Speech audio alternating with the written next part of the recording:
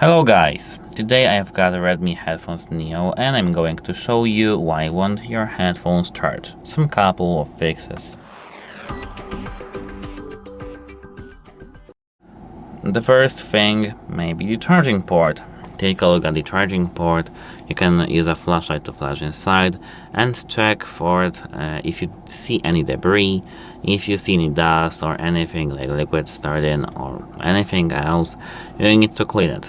You need to clean it using isopropyl alcohol or ethyl alcohol and a brush, hard brush or medium brush, not soft one. And after cleaning your charging port, you should be good to go. Don't use metallic tools.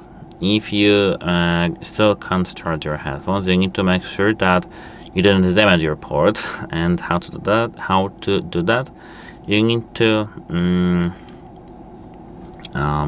use different cables, use different power bricks, and different wall outlets, and make sure that it's always charging.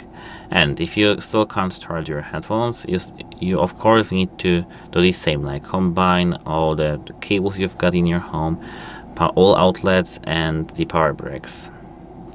And if it didn't help you, you need to contact device support, because that's all you can do.